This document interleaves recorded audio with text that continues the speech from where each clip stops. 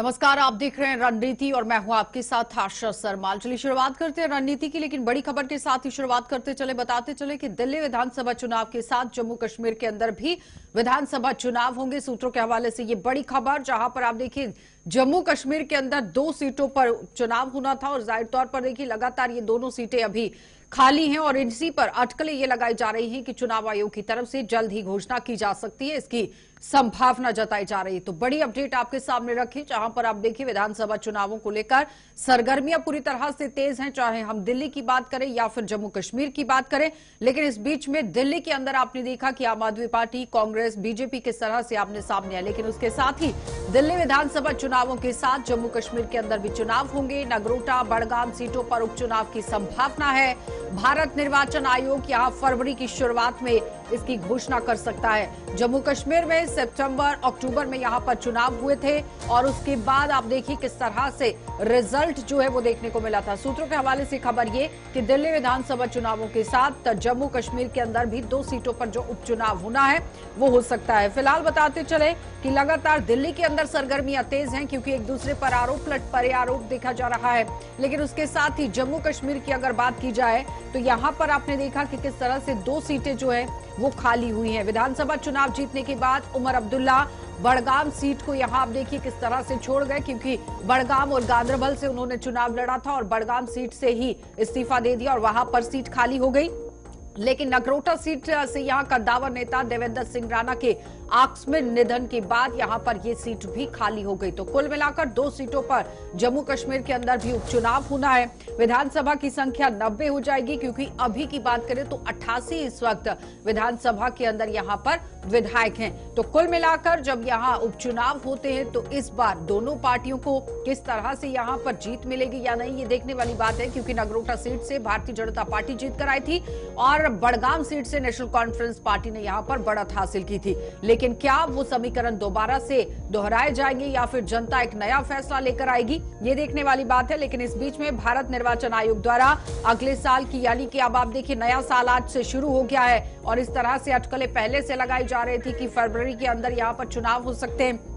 लेकिन विधानसभा चुनावों के साथ जम्मू कश्मीर में 2 जो खाली पड़ी हुई विधानसभा सीटें हैं उस पर भी चुनाव की घोषणा होने की संभावना है, क्योंकि राज्यसभा की 4 खाली पड़ी सीटों के लिए चुनाव कब होंगे इस पर भी विचार किया जा रहा था। लेकिन उस बीच में यहां आप देखिए कांग्रेस सिर्फ महज 6 सीटों पर सिमट गई थी, लेकिन नेशनल कॉन्फ्रेंस एक बड़ी पार्टी बनकर आई है और Bharatiya Janata party vote share के हिसाब से बड़ी पार्टी बनकर आई। लेकिन उस बीच में लगातार अब Congress, people democratic party, national conference, Bharatiya Janata party और अदर्स पार्टियां भी जो है वो मैदान में हैं। लेकिन अब देखना ये बहुत अहम रहेगा कि दोनों सीटों पर जिन पार्टियों को पहले जीत मिली थी वही जीत कर आएंगे या फिर बदलाव देखने को मिलेगा। तो चलिए पैनल की ओर बढ़ जाते हैं। इस वक्त हमारे साथ जगदीप सिंह हैं कांग्रेस पार्टी से, बहुत बहुत स्वागत जगदीप जी जुड़ने के लिए। शौकत चौधरी है हमारे साथ पीडीपी पार्टी से, आपका भी स्वागत। और उनके साथ साथ इफ्रा जान है हमारे साथ नेशनल कॉन्फ्रेंस पार्टी से, इफ्रा आपका भी बहुत बहुत स्वागत। चंद्रमोहन गुप्ता है, नेता है बीजेपी से, आपका भी बहुत बहुत स्वागत चंद्रमोहन जी जुड़ने के लिए। तो सबसे पहले मैं शौकत जी आप ही के पास आऊंगी, पीडीपी। चलिए जगदीप जी मैं आप ही के पास आऊंगी सीधा। जिस तरह से चुनावों को लेकर सरगर्मियां तेज होती जा रही हैं दिल्ली के अंदर, लेकिन अटकलें ये लग रही हैं कि जम्मू कश्मीर के अंदर भी दिल्ली विधानसभा चुनावों के साथ ही घोषणा हो सकती है। और अगर घोषणा होती है तो फिर किस तरह से यहां पर पार्टी जो है वो मैदान में रहेगी?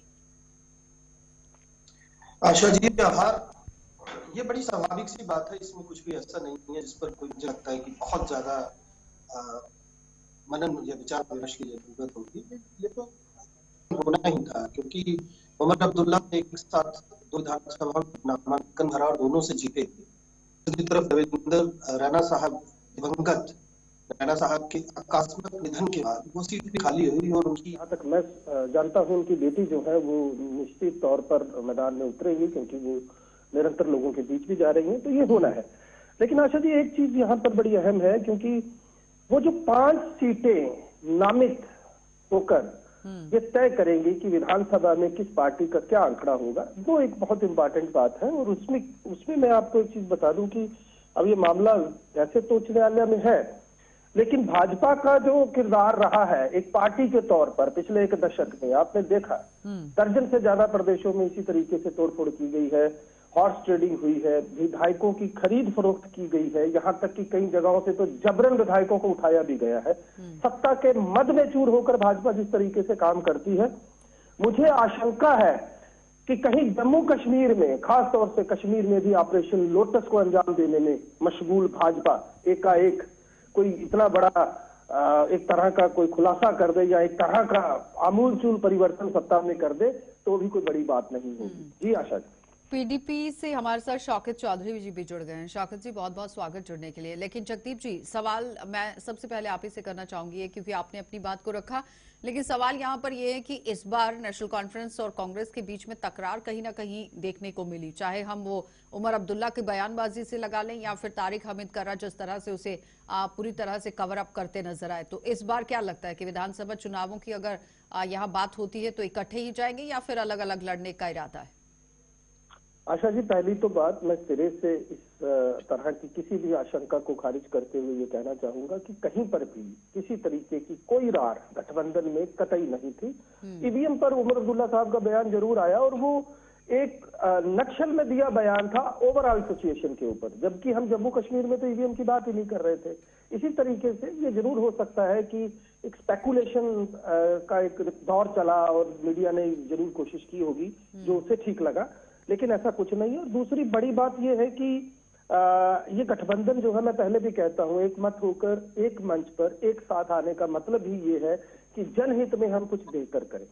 लेकिन सवाल ये है, जो परिस्थितियां मुझे नजर आ रही हैं, मेरे सूत्र बता रहे हैं, या जिस तरीके का संवैधानिक आंकड़ा मेरे सामने पड़ा है, मतलब सेक्शन 3 जो है government of union territories act 1963 clearly says there shall be a legislative assembly, but out of the assembly there should not be more than 30 seats except HP, adaptation of law union to subjects order 1973 subsection 2 with effect from 1971। तो इसमें साफ साफ लिखा है कि आप 3 से ज्यादा लोगों को नामित नहीं कर सकते।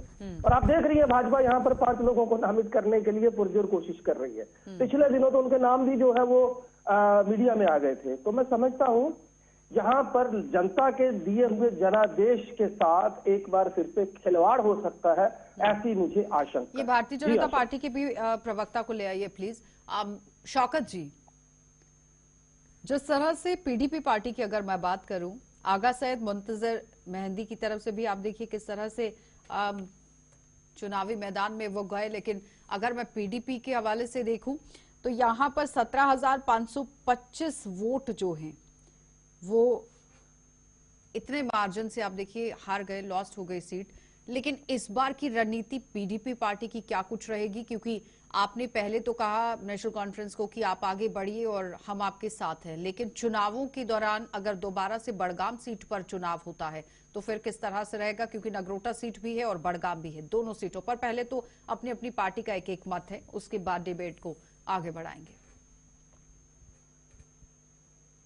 बहुत शुक्रिया। देखिए, ये इलेक्शन जो बाई इलेक्शन होगा, ये मुझे लगता है बड़ा डिफरेंट होगा जनरल इलेक्शन से, क्योंकि उस वक्त का जो इलेक्शन के जो हालात थे वो बड़े डिफरेंट थे। और जनरल इलेक्शन कंक्लूड होने के बाद जो सरकार, लोगों की चुनी हुई सरकार जो आ गई वजूद में, उसके बाद हालात जो हैं वो टोटल चेंज हो जाते हैं। मुझे लगता है कि बिल्कुल इस वक्त जो है वो डिफरेंट सिचुएशन है। और चूंकि उस वक्त एक अलायंस जो था वो इकट्ठा इलेक्शन कॉन्टेस्ट कर रहा था जम्मू कश्मीर में, और आपने देखा होगा कि इलेक्शन कंक्लूड होने के बाद जो बड़ी जमात थी जिसकी ज्यादा सीटें आ गई नेशनल कॉन्फ्रेंस, उसने कांग्रेस को जो है वो ये इनडायरेक्टली समझाने की कोशिश की है कि हमें आपकी कोई खास जरूरत नहीं है। और बाद में उसके रिगार्डिंग उमर साहब का बयान भी आ गया कि कांग्रेस जो है वो हमारी इसमें गवर्नमेंट में नहीं है, उनकी बाहर से हमें सपोर्ट है। तो इस तरह की बहुत सारी सिचुएशंस जो हैं वो क्रिएट हो चुकी हैं। और उस वक्त लोगों में एक नैरेटिव बन चुका था और लोगों में ये डर भी था कि जम्मू कश्मीर में अगर हम एक ही जमात को, एक ही अलायंस को अगर वोट देते हैं तो कहीं ना कहीं हमारे हकूक जो हैं, जो हमसे छिन गया और जो हमारे पास है, उसका तहफ्फुज हो सकता है, और जो छिन गया वो वापस आ सकता है। लोगों की बड़ी उम्मीदें थी, लेकिन जो 3 महीने से जम्मू कश्मीर की सरकार जो काम कर रही है, उस कामकाज की बुनियाद पर मुझे लगता है इस बार लोगों का बड़ा डिफरेंट जो है वो सोच होगी, और लोग जो हैं वो इस सरकार के कामकाज को भी मद्देनजर रखेंगे, और जो अपोजिशन का रोल जो रहा पिछले दिनों उसको भी मद्देनजर रखेंगे, और इन सारी चीजों को सामने रख के जो ये हमारी 2 सीट्स के ऊपर इलेक्शन होगा, मुझे लगता है लोगों का बड़ा डिफरेंट नजरिया होगा और बड़े डिफरेंट रिजल्ट आएंगे, ये तो वक्त बताएगा। इफ्रा, वो कह रहे हैं कि इस बार का चुनाव बहुत डिफरेंट होने वाला है। देखिए, अगर आपको याद होगा, जिस वक्त पीडीपी ने इंडिया गठबंधन के कैंडिडेट्स के खिलाफ कैंडिडेट्स लोकसभा में उठाए, आपको याद होगा कि लोकसभा में पीडीपी ने इंडिया गठबंधन जो कांग्रेस और नेशनल कॉन्फ्रेंस का अलायंस था उसके खिलाफ कैंडिडेट्स उठाए। इन्होंने तब भी यही कहा था, इन्होंने कहा था कि इस बार जो है चुनाव डिफरेंट होगा, क्योंकि पीडीपी ने जो है काफी हद तक अपने बयानबाजी की वजह से जो है ग्राउंड कवर कर लिया है। हमने देखा कि आते आते रुकते रुकते ये 3 सीटों पे रुक गए, उसमें से भी एक आध सीट ऐसी थी जो कहीं ना कहीं हमारी ही गलतियों के कारण इनको मिल गई। सो ये तो कहेंगे, सवाल ये है कि अगर आज ये हमसे कहते हैं कि नेशनल कॉन्फ्रेंस जो है वो हमारी गलतियां सुधार क्यों नहीं पा रहा है, नेशनल कॉन्फ्रेंस जो है वो चीजें वापस क्यों नहीं ला रहा है जो चीजें पीडीपी ने उठा के बीजेपी को दे दी। सवाल ये है कि इस कारवान में आग लगाई किसने, ये कारवान जलाया किसने, ये कारवान लुटाया किसने। माना कि हम वो चीजें वापस करने में देरी जरूर हो रही है, माना कि कांग्रेस और नेशनल कॉन्फ्रेंस अपनी तरफ से कोशिश कर रहे हैं, और हाँ सच्ची बात यह है कि कुछ काफी चीजें हम कर चुके हैं, लेकिन कुछ चीजों के लिए अभी भी हमारी जद्दोजहद जारी है, चाहे स्टेटहुड हो। और जब आपको याद हुआ आशा जी, जब स्टेटहुड के लिए हम लोगों ने मीटिंग्स करनी शुरू की थी, जब हम सभी लोग दिल्ली गए थे, दिल्ली में कांस्टेंट मीटिंग्स हुई थी, तो मेरा सवाल जगदीप जी से भी तो यही था ना कि क्या गठबंधन के साथ लड़ेंगे या फिर अलग अलग लड़ेंगे? पीडीपी को तो आपने अलग ही कर दिया। देखिए, पहली बात तो 2 चीजें मैं कहूंगी। जिस वक्त हमारी मीटिंग्स हुई प्राइम मिनिस्टर साहब के साथ, अमित शाह साहब के साथ, इन सब के साथ वो चीजें वापस लाने के लिए, स्टेटहुड वापस लाने के लिए, तब सबसे ज्यादा मजाक उन मीटिंग्स का पीडीपी नहीं उड़ाया, क्योंकि वो चाहती थी कि स्टेटहुड कभी वापस आए ही ना, क्योंकि वो चाहते थे कि जो ये स्टेटहुड की लड़ाई है ये कमजोर हो जाए। जबकि पीडीपी को उस वक्त चाहिए था कि हमारे शानो बशाना खड़े हो और कहें कि कुछ भी हो, हमारी आपसी आइडियोलॉजिकल डिफरेंसेस कुछ भी हो, हम इस वक्त इनके साथ खड़े हैं, हमें स्टेटहुड वापस चाहिए। चलिए शौकत जी जवाब दीजिए। पूरी हिंदुस्तान के सामने हमारा मजाक बनाना शुरू किया और स्टेटहुड की लड़ाई को कमजोर किया। जहां तक गठबंधन की बात आती है, मैं आपको जैसे कांग्रेस के स्पोक्स पर्सन ने स्पष्ट कर दिया है, मैं आपको फिर से स्पष्ट कर देती हूँ कि नेशनल कॉन्फ्रेंस और कांग्रेस जो है वो आइडियोलॉजिकली बिल्कुल एक ही प्लेटफॉर्म पे खड़े हैं। नेशनल कॉन्फ्रेंस इंडिया गठबंधन का एक प्लान है, पीडीपी और बीजेपी मिलके बहुत चाहती हैं कि हम लोग वहां से निकले, वो बहुत सवाल खड़े करती हैं, वो चाहती हैं कि ये अलायंस टूटे, लेकिन हम अपने इन दुश्मनों को, इन संविधान के दुश्मनों को, जम्मू कश्मीर के हकूक के दुश्मनों को जीतने नहीं देंगे। शौकत जी जवाब दीजिए कि पीडीपी चाहती है हमारा गठबंधन टूटे। देखिए मैं जिम्मेदारी के साथ यहाँ बात कर रहा हूँ, यहाँ कोई भारतीय जनता पार्टी के नेता को ले आइए प्लीज। मैं अपनी बहन जो हमारी नेशनल कॉन्फ्रेंस से है, मैं उनको थोड़ा सा याद करवा दूं कि आप शायद मुझे लगता है आपकी पार्टी की आइडियोलॉजी है कि चीजों को भूल जाते हैं।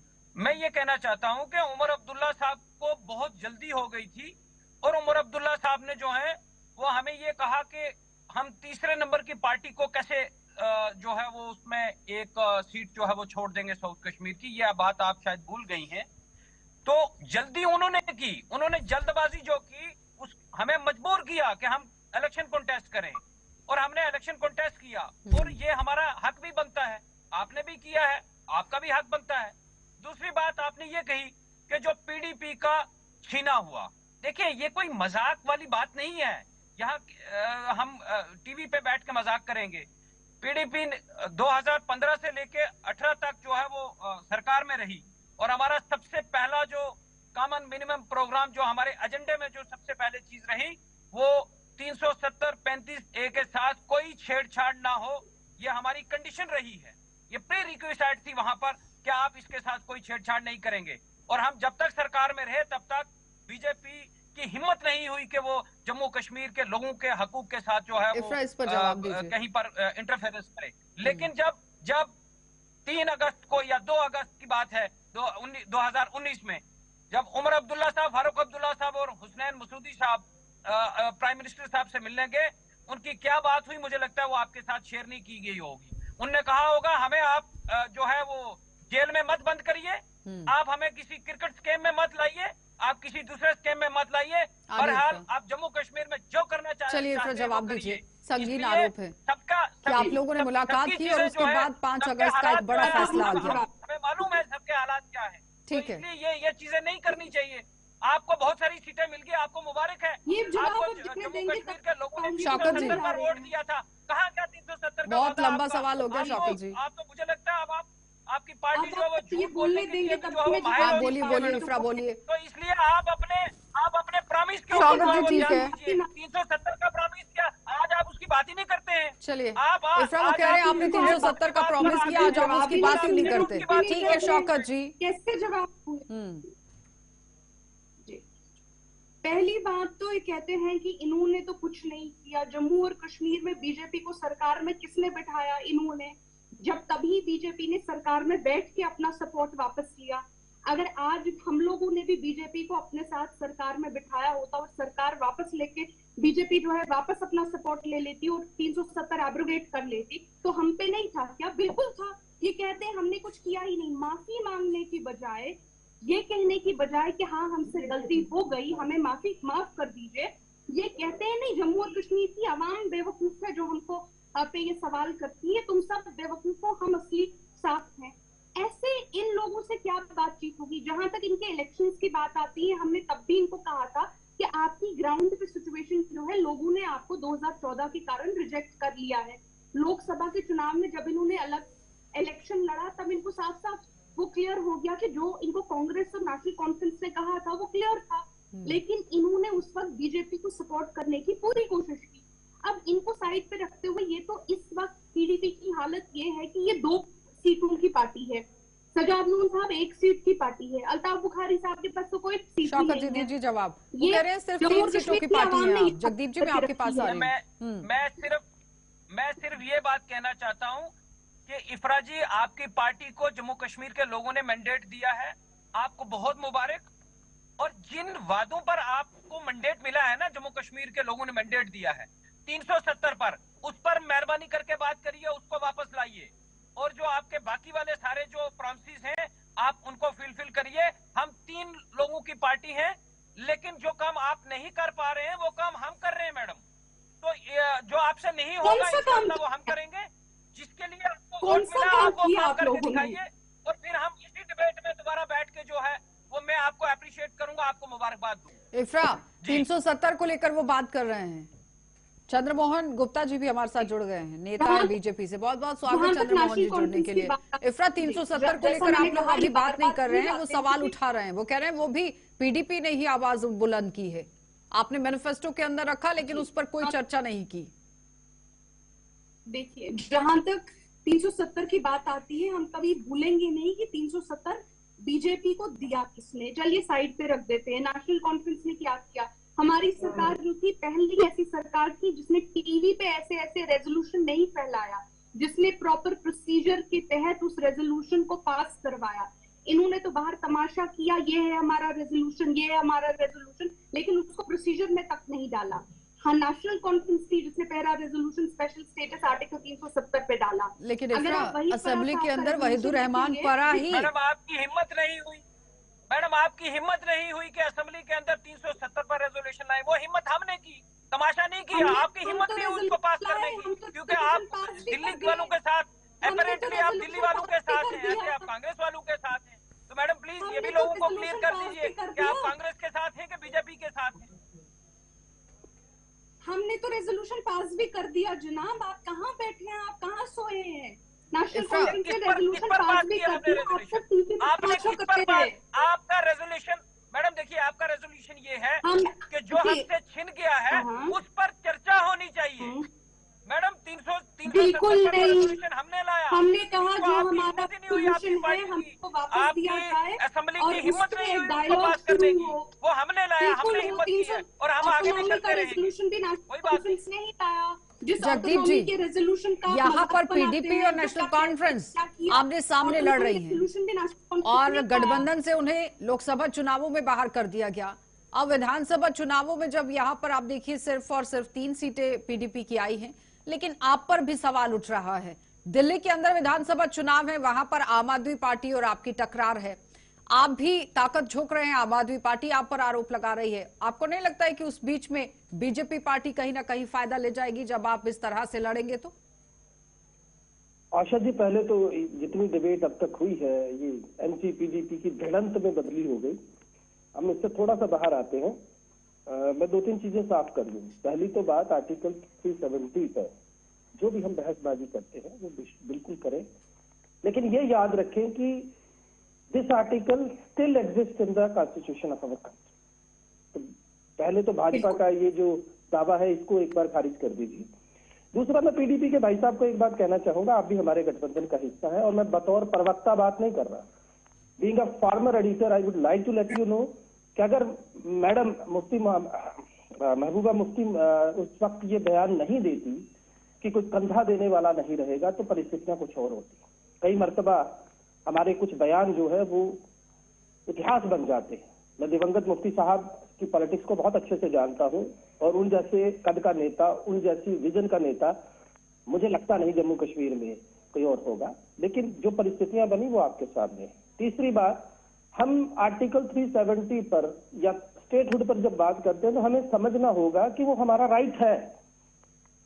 We are not suppose to beg it for, ये हमारा राइट है, ये हमें लेना है और ये उन्होंने छीना है। बतौर माफी मैं तो कहता हूँ भाजपा पहले माफी मांगे कि उसने क्यों स्टेटहुड छीना एक प्रदेश का, और फिर उसके बाद आवाज आ रही है? ये वापिस दे। ये भी आ रही है। अब जो आशा जी आपका सवाल है मैं उस पर आ जाऊं 1 मिनट।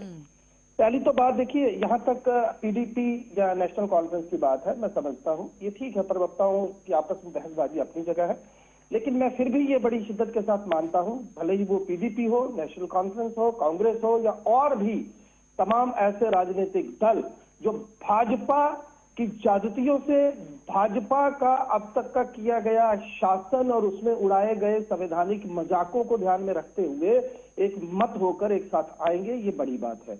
रही बात दिल्ली की, तो देखिए कांग्रेस ने दिल्ली में दिवंगत शीला दीक्षित जी के कार्यकाल में एक बहुत लंबा अरसा जिया है और दिल्ली में उन्नति की प्राथमिक सोपान जो है वो शीला जी के वक्त में जो है वो हासिल किए हैं। और जो वोट बैंक आज केजरीवाल साहब लेकर घूम रहे हैं और जिस तरीके से संविधान की धज्जियां उड़ाने पर तुले हैं, उनका कल का फैसला सुनिए कि मैं पंडितों और मौलवियों को जो है वो सरकारी पैसे में से इमदाद दूंगा, यद्यपि उन्होंने बाकी धर्मों को छोड़ दिया। तो देखिए मैं समझता हूँ अब मौलवियों को तो पहले से देने की बात हो रही थी, वो तो पेंडिंग पड़ा हुआ है अभी। लेकिन जगदीप जी, आज आप ही लोगों की तरफ से आम आदमी पार्टी पर सवाल उठाए जा रहे हैं, लेकिन आप गठबंधन में भी हैं। जब जेल में थे तो सबसे पहले कांग्रेस पार्टी सबसे आगे आगे चल रही थी कि बाहर निकाल दीजिए, ये गलत हो रहा है। और जब सरकार बनाई गई 2013 में तो आप ही की सपोर्ट से बनाई गई, लेकिन नहीं बन पाई आप दोनों पार्टियों की, तो तकरार हो गई।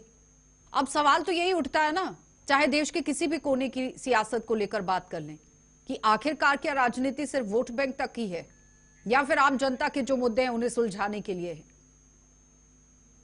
और भाजपा देश की जो जनता है उससे माफी मांगे, जम्मू कश्मीर की जनता से माफी मांगे। चंद्रमोहन जी, जगदीप जी कह रहे हैं जो फैसले उनकी तरफ से लिए गए, किस बात के लिए माफी मांगे? जो फैसले भारतीय जनता पार्टी ने लिए हैं 370 को लेकर कोर्ट कर रहे थे, के लिए माफी मांगे। ये फैसला भाई साहब, ये फैसला पार्लियामेंट के अंदर हुआ है। ये फैसला कोई भाजपा के ऑफिस में नहीं हुआ, कार्यालय में, कि भाजपा माफी मांगे। ये पूरे देश ने फैसला किया है 370 का। मुझे एक बात का जवाब दीजिए।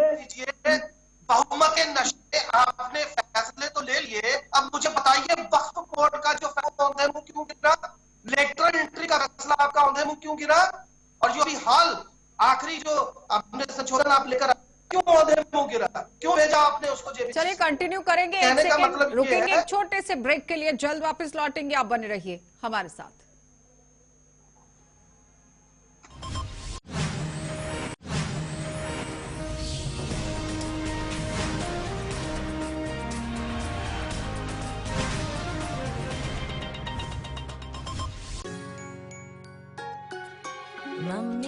छुटकी डैडी की गुड़िया, दिल में बसी सबके इस घर की बेटियां, हर घर के हर दिल में बसा अमूल ताजा हमेशा फ्रेश, इस घर की बेटियां।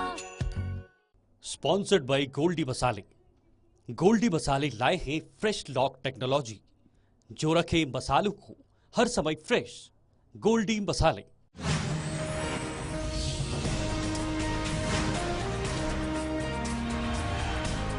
डिप्रेशन बना एक संगीन मसला, जज्बाती और जिस्मानी मसाइल से नौजवान दो चार। कश्मीर में 41% से जायद बालिग अफराद डिप्रेशन के शिकार। मरकजी खित्ते में खुदकशी की कोशिशों में नुमाया इजाफा। बेवाएं, यतीम, माजूर अफराद और स्कूल जाने वाले बच्चे डिप्रेशन का शिकार। क्या है मुश्किल का हल? देखिए प्रोग्राम सलाम जेके में रोजाना सुबह 9:30 बजे। स्पॉन्सर्ड बाय गोल्डी मसाले। गोल्डी मसाले लाए हैं फ्रेश लॉक टेक्नोलॉजी, जो रखे मसालों को हर समय फ्रेश। गोल्डी मसाले।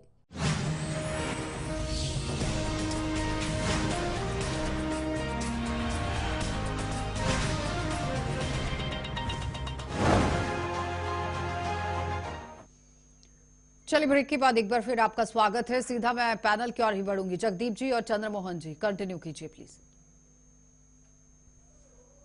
जी कुछ कह रहे थे, पहले इनको कह लेने दीजिए।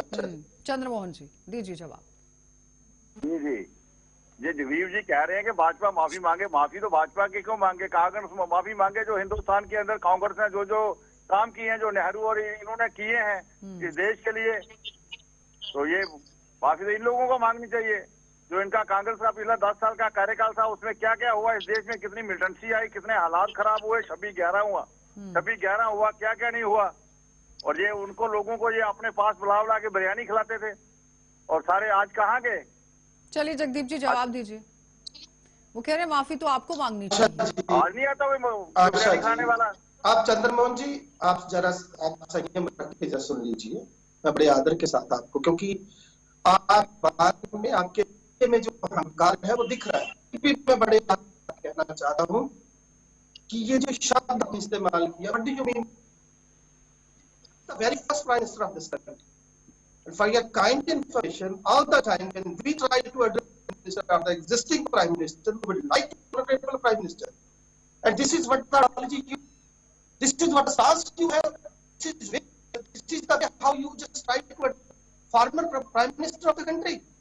और आपका ये आपकी इस मानसिकता, इस संकीर्ण मानसिकता मुझे दया आती है। क्या कहने की कोशिश कर रहे हैं आप? पहले तो मैं आपको ये बता दूं, चला गया शाम को मोदी जी माननीय प्रधानमंत्री को था, सुबह एक मैसेज जाता था देश की संसद में और तालियां बजा के उसको पास कर दिया जाता था। क्यों टूटा आपका लेटर का जो आपने वादा दिखाया था लोगों को और लेके आए थे आप वहां पर एक नया बिल? क्यों अभियान आपका वन नेशन वन इलेक्शन जो है वो अंधेम हो गिरा? ये बताता है कि आज आपकी क्या कुवत है देश की संसद के अंदर। और दूसरी बात, कांग्रेस करना बंद कीजिए। मैं तो कई मर्तबा कहता हूँ, आप नेहरू जी को जिम्मेदार नेहरू कहना शुरू कर दीजिए, यही आता है आपको। एक चलिए चंद्रमोहन जी जवाब दीजिए। पहले दिन से एक मिनट आशा जी, ये मेरे देश के पहले प्रधानमंत्री पर इन्होंने जिस तरीके से बात की है, जिस लहजे में बात की है। चंद्रमोहन जी जवाब दीजिए। प्रधानमंत्री किसी पार्टी का नहीं होता है, प्रधानमंत्री पूरे देश का प्रधानमंत्री होता है। सबसे पहले तो ये ध्यान में रखें। इस देश के जम्मू कश्मीर का अगर बेड़ा गर्क किसने किया तो वो पंडित नेहरू ने किया। आज देश की हालत नहीं होती। पूरा देश आज 563 जो रियासतें थी वो जुड़ गई थी। रियासत नेहरू ने अपने हाथ में रखी, पंडित नेहरू ने, कि इसका फैसला मैं करूंगा। आज तक इसका फैसला नहीं हुआ। और नरेंद्र भाई मोदी ने आके 5 अगस्त 2019 को इसका फैसला किया 370 हटाकर। आज अमन है, शांति है। आज अब क्या बात करते हैं? आज पूरे वर्ल्ड के अंदर, पूरे विश्व के अंदर भारत का नाम ऊंचा हो रहा है। सारे देश आज को मिल रहे हैं। जगदीप जी मुझे बात करने दीजिए। क्या बोलोगे जगदीप जी? आप बात कर रहे हो। अब देखो चंद्रमोहन जी, हरियाणा के अंदर, चंद्रमोहन जी क्या हालत हुई आपकी? आप सुन रहे हैं चंद्रमोहन जी मैं क्या कह रही हूँ? अब दिल्ली, चंद्रमोहन जी आपको आवाज आ रही है? अब देखते हैं कांग्रेस कहाँ खड़ी होती है। चंद्रमोहन जी कहने से क्या, आपकी गलत नीतियों का ये फैसला हो रहा है। आवाज आ रही है मेरी? समझ चुके हैं। चंद्रमोहन जी मेरी आवाज सुन रहे हैं आप? कांग्रेस की जो गलतियां हैं, जो इनके लोगों ने गलतियां की हैं, आज उनको तो गलतियों को गिनवाइए ना, व्यक्तिगत टिप्पणियां करने की जरूरत क्या है? नहीं, व्यक्तिगत गलतियां हैं ना, व्यक्तिगत टिप्पणियां करने की जरूरत क्या है? गलतियां गिनाइए, आरोप लगाइए, सवाल दागिए, व्यक्तिगत टिप्पणियां नहीं होनी चाहिए ना। प्रधानमंत्री होता है, चाहे वो नरेंद्र मोदी है, पंडित जवाहरलाल नेहरू है, इंदिरा गांधी है, राजीव गांधी है। मैं इनका 10 साल की कार्यकाल की बात कर रहा हूँ। वहाँ एक प्रधानमंत्री थोड़ी था, जो रिमोट कंट्रोल था वो वहाँ था सोनिया गांधी के बाद। ये बात थोड़ी है, सरकार तो वो चलाते थे, ऐसे ही बात करते हैं। जगदीप जी वो कह रहे हैं सबसे पहले तो जो कांग्रेस का कार्यकाल था उसके अंदर जो काम हुआ उसे गिनाने की जरूरत है, फिर उसके बाद आप कह सकते हैं कि भाजपा को माफी मांगनी चाहिए। वहाँ जो आ रहे हैं, बाहर से आ रहे हैं, उनको बयान करा रहे हैं, उनको वो कर रहे हैं, पूरा आज कहाँ हुआ?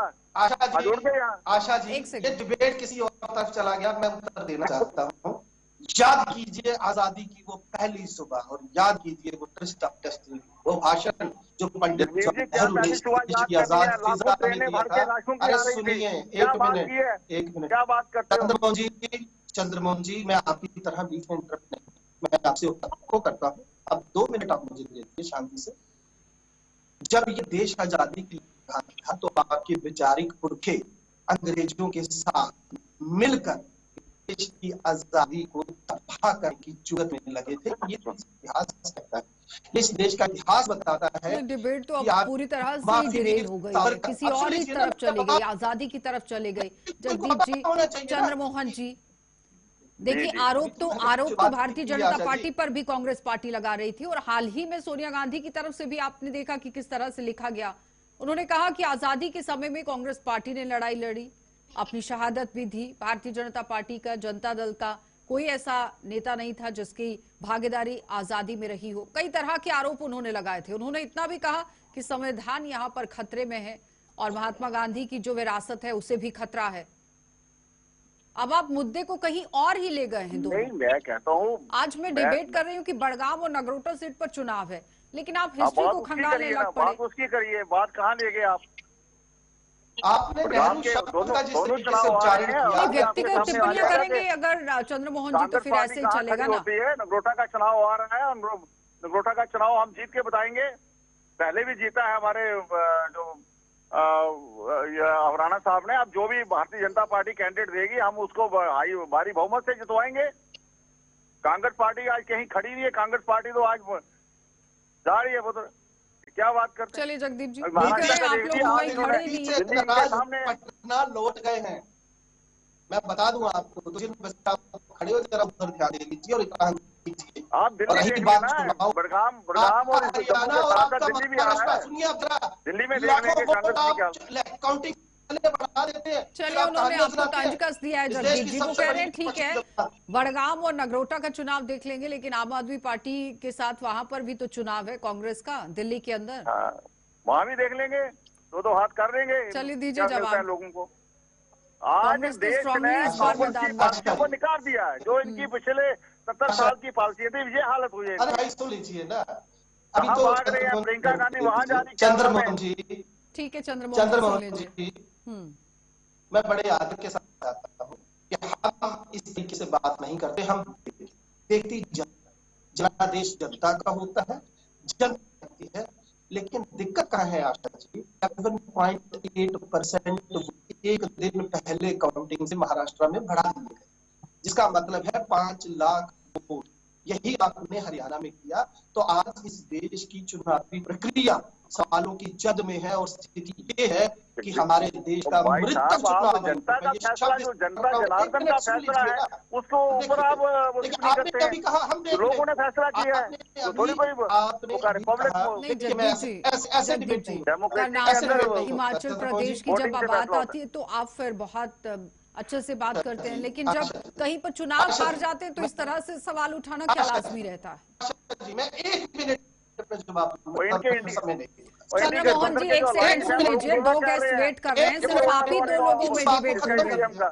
इफ्रा वेट कर रही है, शौकत जी वेट कर रहे हैं।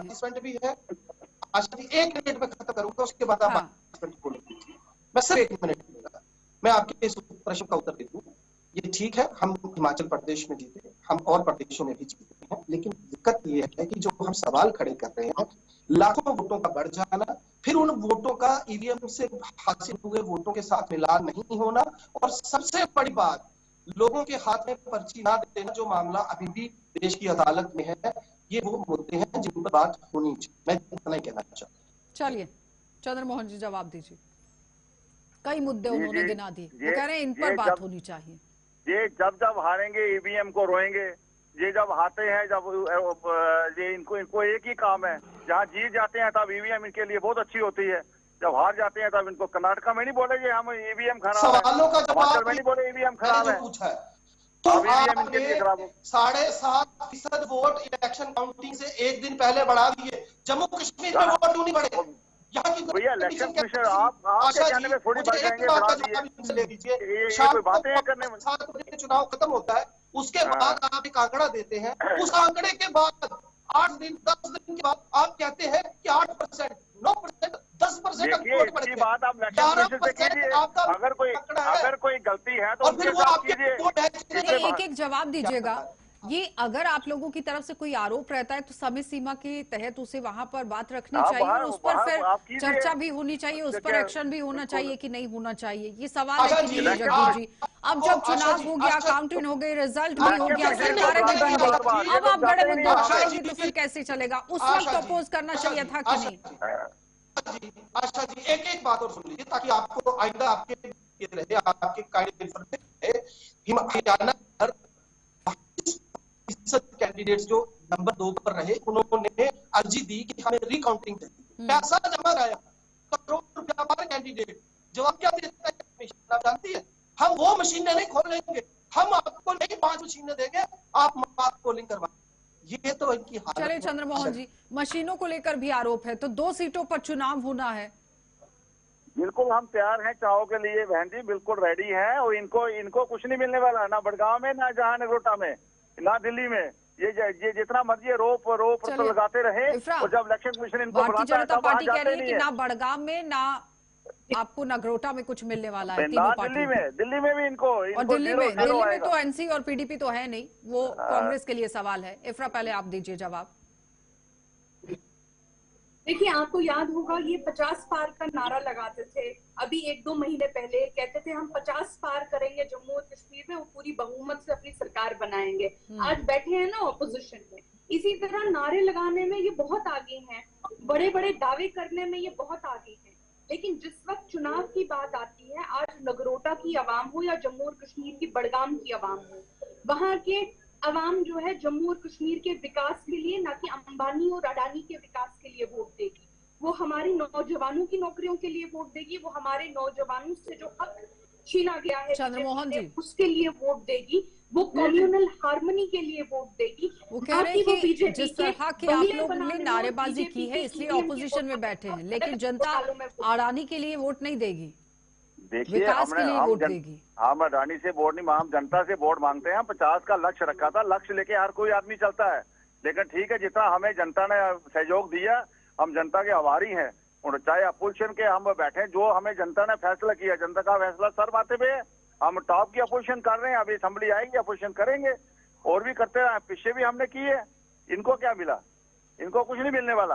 कांग्रेस को 6 सीटें मिली, पीडीपी को 3 सीटें मिली, क्या इनका आगे कुछ नहीं इनको मिलने वाला। नेशनल कॉन्फ्रेंस के लिए 3 सीटें मिली हैं पीडीपी को। नेशनल कॉन्फ्रेंस को लोगों ने वोट दिए हैं, हम उसका स्वागत कर रहे हैं, वो सरकार चला रहे हैं, वो चलाए अच्छे बढ़िया से चलाए। अपने एक सेकंड चंद्रमोहन जी, आपको पता है ये सवाल किसने दागा? जो ये 50 पार का नारा जो आपने दिया और ये सवाल जो आप पर आया था, ये नेशनल कॉन्फ्रेंस पार्टी की तरफ से ही आया है, उन्हीं की प्रवक्ता आपसे ये सवाल कर रही हैं। मैं कहता हूँ ठीक है, अच्छा आया तो उसमें हमने जनता का फैसला कबूल किया है ना। हम अपोजिशन में बैठे हैं, अपोजिशन के लिए लोगों के लिए काम कर रहे हैं। मतलब नेशनल कॉन्फ्रेंस अगर सवाल दागेगी तो ठीक है। शौकत जी जवाब दीजिएगा। वो कह रहे हैं कि पीडीपी पार्टी को तो क्या ही मिला, 3 सीटों पर ही सिमट गई, आगे भी कुछ नहीं मिलने वाला। देखिए मेरा ये कहना है कि मैं बीजेपी के जो नेता जो अभी बोल रहे हैं, मैं इनसे कहना चाहता हूं कि सर आपने जम्मू का इस्तेसाल किया है, और मुझे लगता है जम्मू के लोग जो हैं वो बड़े मासूम हैं, जो आपकी इन चीजों को जो है वो समझ नहीं पाए हैं। पिछले 6 साल में जम्मू के लोगों ने जितना फेस किया है, जितनी परेशानियां जम्मू के लोगों ने देखी हैं, उतनी मुझे लगता है कश्मीर प्रोविंस के लोगों ने नहीं देखी हैं। इवन देन लोगों को आपने बेवकूफ बनाने की कोशिश की और बना दिया। अब आप अगर ये समझते हैं कि आप जम्मू कश्मीर में लोगों को मजीद उसी ट्रैक पर ले जाएंगे और लोगों को झूठे वादे करके जो है एक फिरका वाराना और फिरका परस्ती वाले नारे देके अगर आप लोगों को इकट्ठा करके सीटें जीतना चाहते हैं तो मुझे लगता है ज्यादा लंबा नहीं चलेगा। चलिए चंद्रमोहन जी जवाब दीजिए। वो कह रहे हैं कि जम्मू डिवीजन के लोगों के साथ ही आपने फरेब किया। रोल बनता है जम्मू में भाई साहब। जम्मू के लोगों ने रखी है, जम्मू के लोगों के हमने काम किए। जम्मू के मेयर था कॉर्पोरेशन में, हमने काम किए, लोगों ने वोट दिए, लेकिन आपको क्यों नहीं वोट दिए? इनको पूछिए आपको क्यों नहीं वोट दिए? आपने लोगों को झूठे सपने नहीं बताया आजादी के, बस आजादी आई कि इन्होंने दिखाए, वो नहीं आया, कुछ नहीं आने वाला। लोग समझ चुके हैं कश्मीर का आवाम। भाई साहब कश्मीर का आवाम आज जाग चुका है। कश्मीर का आवाम आज बीजेपी को कितना वोट मिला है? जम्मू में आपका जो है कितनी सीटों में हम लोग सेकंड रनर में आए हैं, कितना वोट मिला हमको कश्मीर के अंदर, जोरी पुंछ के अंदर? क्या बात करते हो? दिखा रहे हैं कोई परफॉर्मेंस आपकी अगर कम रही है, उसका फायदा जो है बीजेपी लेती है। और बीजेपी भाई साहब हमारा जो आदरणीय प्रधानमंत्री का नारा है, सबका साथ सबका विश्वास सबका विकास, उसका वोट मिला है हमें। कश्मीर के अंदर वोट भी मिला है, जोरी पुंछ के अंदर वोट मिला है, डोडा बसरवा किश्तवाड़ के अंदर भी हमारे सब लोगों को वोट मिले हैं। और आगे भी हम आगे बढ़ेंगे, आगे बढ़ते रहेंगे। लेकिन ठीक है चंद्रमोहन जी, आपको मेरी आवाज नहीं आ रही है क्या? क्या परफॉर्मेंस है जम्मू कश्मीर की असेंबली में? आपने क्या किया जम्मू कश्मीर की असेंबली में? आपने लोगों के किसी इश्यू पर आपने बात की है? आपने हर रोज जो है हंगामे किए हैं और जम्मू कश्मीर के लोगों के टैक्स के पैसे को बर्बाद किया आपने। और ये बीजेपी का रोल जो है। शौकत जी, वोट शेयर के हिसाब से भारतीय जनता पार्टी सबसे बड़ी पार्टी जम्मू कश्मीर के अंदर बनी है और नेशनल कॉन्फ्रेंस पार्टी सीटों के हिसाब से बड़ी पार्टी बनी है। आपने लोगों का मैंडेट देखा है कि पीडीपी को कौन सा मैंडेट इस बार जनता ने दिया? भाई साहब शौकत नहीं, एक सेकेंड चंद्रमोहन जी, 1 मिनट वेट कीजिए। शौकत जी जवाब दीजिए। पार्टीज को लेकर आप बात कर रहे हैं, आप जानते हैं तस्वीर तो आपके सामने है सर, दीजिए जवाब। जनता की बात हो रही है ना, तो जनता ने अपना मैंडेट दिया, नेशनल कॉन्फ्रेंस पार्टी को बड़ी पार्टी बनाया, वोट शेयर के हिसाब से बीजेपी को बड़ी पार्टी बनाया। कांग्रेस 6 सीटों पर सिमट गई, आप 3 सीटों पर आ गए। कहा आप सरकार में थे 28 सीटें और कहा 3 सीटों पर आप आ गए। देखिए मैडम ऐसा है। चंद्रमोहन जी 1 सेकंड जवाब दीजिए। डेमोक्रेसी में ताकत जो है वो लोगों के पास होती है। कभी हम सरकार में है, कभी दूसरी जमात सरकार में है, लेकिन मेरा यही मानना है कि अगर जम्मू कश्मीर के लोगों ने बीजेपी को मैंडेट दिया है इस बार और नेशनल कॉन्फ्रेंस को मैंडेट दिया है, तो जम्मू कश्मीर के लोग चाहते हैं कि बीजेपी अपोजिशन का रोल करे और सरकार जो है वो डिलीवर करे जो उसने प्रॉमिसेस किए हैं ड्यूरिंग इलेक्शन कैंपेनिंग। तो अब लोग जो है वो एक्सपेक्ट करते हैं कि सरकार डिलीवर करेगी और अपोजिशन जो है अपना रोल अदा करेगी। लेकिन आपने देखा है रिसेंटली, मैं यही पूछना चाहता हूं चंद्रमोहन जी से कि आप ये बताइए कि आपके 28 एमएलए जो थे उन्होंने असेंबली के अंदर कौन से तीर मारे हैं? क्या परफॉर्मेंस है आपके 28 एमएलए की? चलिए और मैं सरकार से भी ये कहना चाहता हूँ, हम आपसे बड़ी तवक्कात जो है वो लेके चल रहे हैं, तो आपकी 3 महीने की जो क्या परफॉर्मेंस है, आप ये इन 2 सीटों पर लोगों को क्या बताएंगे? कैसे लोगों को आप अट्रैक्ट करेंगे? चंद्रमोहन जी जवाब दीजिए। वो कह रहे हैं कि एक स्ट्रॉन्ग ऑपोजिशन अगर आपको जम्मू कश्मीर की जनता ने बनाया तो आपने जनता के लिए क्या आवाज उठाई? भाई साहब जो असेंबली लगी, जितने दिन के लिए लगी, उसमें देखा लोगों ने अपोजिशन का रोल, बीजेपी ने क्या रोल किया वहां पर, क्या जो 370 पे रेजोल्यूशन आया उसके लिए क्या बीजेपी ने देखा, पूरे देश भारतवर्ष ने पूरे विश्व ने देखा है। क्या किया? आने वाले समय में भी रोक पाए नेशनल कॉन्फ्रेंस को, आप पीडीपी को आने वाले समय में आने वाले अभी जनवरी में असेंबली लगेगी, जुमा हुआ क्या है, आगे अपोजिशन का रोल। हाँ अपोजिशन के माहिर है, हमने सारी उम्र अपोजिशन की है, हमारे मुकाबले में अपोजिशन कोई नहीं कर सकता। वक्त आएगा हम अपोजिशन बताएंगे, लेकिन लोगों के काम कर रहे हैं। हमारे प्रधानमंत्री जी जितनी भी ऑपोजिशन वो कह रहे हैं हमारे मुकाबले की कोई नहीं कर सकता। अपोजिशन क्या, अपोजिशन के लिए हमें बोल रहे हैं आप अपोजिशन के भाई, अपोजिशन मैं जवाब दूं आशा जी? ठीक है चंद्रमोहन जी, ठीक है, वो कह रहे हैं ऑपोजिशन के तो माहिर हैं हम। माए ना, मैं पीएचडी की अपोजिशन की, ये क्या बात है, क्या अपोजिशन करेंगे? ठीक है चंद्रमोहन जी। चंद्रमोहन जी अब बराए मेहरबानी मेरा सबसे अनुरोध है, जो भी वक्त आप मुझे 2-3 मिनट दें वो कम से कम अनइंटरप्टेड दीजिए। पहली तो बात, निश्चित तौर पर इन्हें अपोजिशन का बहुत अनुभव है, इसमें कोई दो राय नहीं, और इस बात में भी कोई दो राय नहीं जो मैं अब कहने जा रहा हूं। चंद्रमोहन जी कह रहे हैं ना हम इस स्टेट में जीत जाएंगे, उस स्टेट में जीत जाएंगे। मैं तो ये कह रहा हूं कि अगर यही परिस्थितियां रही तो अगली बार तो 500 से ज्यादा सीटें ये ले जाएंगे। देश में विपक्ष बचेगा ही नहीं, क्योंकि देश में संविधान को जिंदा रहने के लिए इन्होंने जिन परिस्थितियों को पैदा कर दिया है, वहां संविधान हमारे देश का जो है वो उसको अटक अटक कर सांसें आ रही हैं। इस देश का केंद्रीय चुनाव आयोग, जिसको मैं केंचुआ बोलता हूं, जमीन पर रेंगने वाला बिना रीढ़ की हड्डी का प्राणी है वो, और आज जो परिस्थितियां इन्होंने देश में बना दी है, कभी ये वन नेशन वन इलेक्शन के नाम पर। जगदीप जी, आशा जी 1 मिनट, अब मैं जरा जो आपको नहीं, ये आपकी व्यक्तिगत टिप्पणी है, मैं ये बता दूं आपको पहले। जी जी जी आशा जी, ये आपकी पार्टी की और आपकी व्यक्तिगत टिप्पणी है, क्योंकि आप इस तरह से सवाल नहीं दाग सकते हैं किसी पर। मैं आपको बिल्कुल बड़े आदर के साथ कह रहा हूँ, ये मेरी पार्टी की, जब बतौर प्रवक्ता मैं जो आपको कह रहा हूँ, मैं बामय सबूत कह रहा हूँ। वो ये ऐसा इसलिए है, जैसे अभी इन्होंने कहा, आपने इनका अहंकार देखा, क्योंकि जब आप लोग हार जाते हैं तो चुनाव आयोग पर ही यहाँ पर सवाल होता है, लेकिन जब आप जीत जाते हैं जगदीप जी, तो फिर उस वक्त क्या होता है? आशा जी, आपको मैं याद दिलाना चाहता हूं अखिलेश यादव का बयान, आपको मैं याद दिलाना चाहता हूं शिवसेना सुप्रीमो का बयान, जिसमें उन्होंने कहा कि हम 100% भी सीटें जीत जाएं तब भी हम ईवीएम पर सवाल उठाएंगे, और यही सांस हमारा है। आप संजय राउत की बात कर रहे हैं, जब महाराष्ट्र के अंदर चुनाव हुआ उन्होंने कहा केंद्र सरकार का मैंडेट है, लोगों का मैंडेट नहीं है, राइट? आप अखिलेश यादव पर यहाँ सवाल रख रहे हैं, जिस तरह से उन्होंने भी यहाँ चुनाव आयोग पर ही सवाल खड़ा कर दिया, केंद्र सरकार पर सवाल खड़ा कर दिया। लेकिन सवाल तो ये बनता है ना जगदीप जी, कि जब आप जीत जाते हैं उस वक्त भी आप यहाँ पर क्रेडिट लें, फिर क्या चुनाव आयोग आप लोगों को जिता रहा होता है वहां पर? फिर से मैं एक बार आपसे अनुरोध करूंगा, 2 मिनट मुझे दे देना ताकि स्पष्ट कर सकूं आपको। मैं फिर से कह रहा हूं, आप you are not trying to find out the actual rationale behind this whole drama. आप बताइए।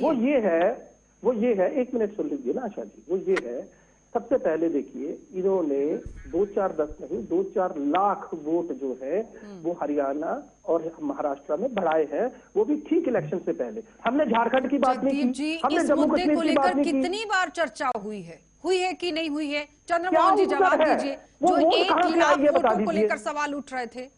जब आप रिवैल्यूएशन के लिए जाते हैं, ये कहते हैं हम आपको वो मशीनें नहीं दिखाएंगे।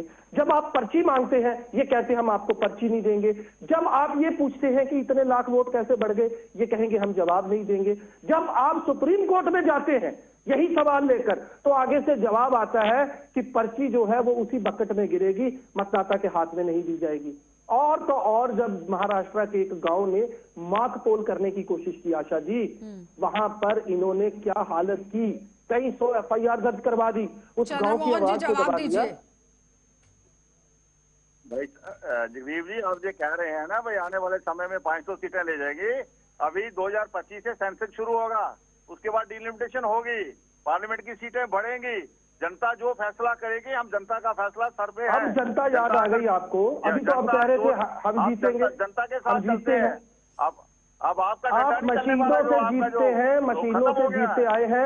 आज ईवीएम हटा दीजिए, आपको होश आ जाएगी, दोबारा आपकी हिम्मत नहीं होगी चुनाव पर बात करने की, जितनी बातें आप कर रहे हैं। आज आप ये कह नहीं सकते हैं।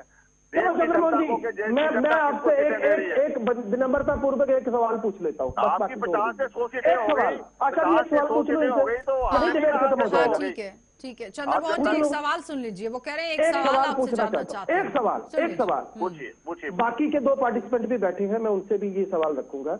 जम्मू कश्मीर की जो भौगोलिक परिस्थितियां आप सब जानते हैं, कहीं खाई, कहीं बहुत गहरे नाले, नदियां, किस तरीके की परिस्थितियां हैं।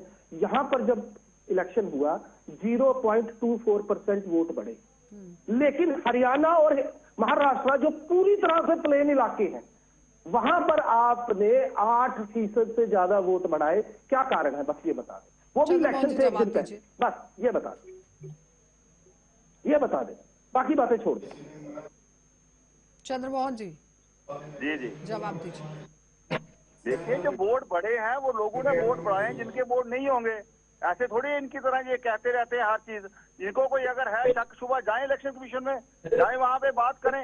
ये इनको कहने का, अब हारने के बाद हारा हुआ ज्वारी जो होता वो ऐसे ही पत्थर मारते हम जाता है। गए थे इलेक्शन कमीशन में, हमने 47,300 रुपया पर बूथ अदा की है, और जवाब क्या मिलता है? हम आपको मशीनें नहीं देंगे, वोट बढ़े हैं कटवाइए उनको।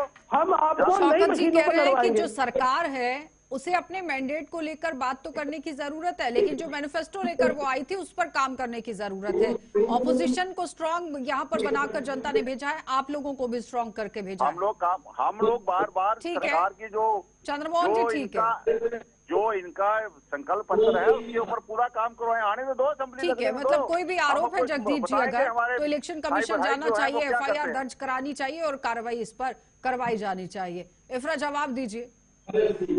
जी, जहां तक हमारी नेशनल कॉन्फ्रेंस के मैनिफेस्टो की बात आती है, हमारे मैनिफेस्टो में बहुत सारी ऐसी चीजें हैं, हमें मैनिफेस्टो के लिए 5 साल दिए गए हैं, लेकिन हाँ उनमें से बहुत सारी चीजें हैं जो हमने 1 महीने में ही कंप्लीट कर दी।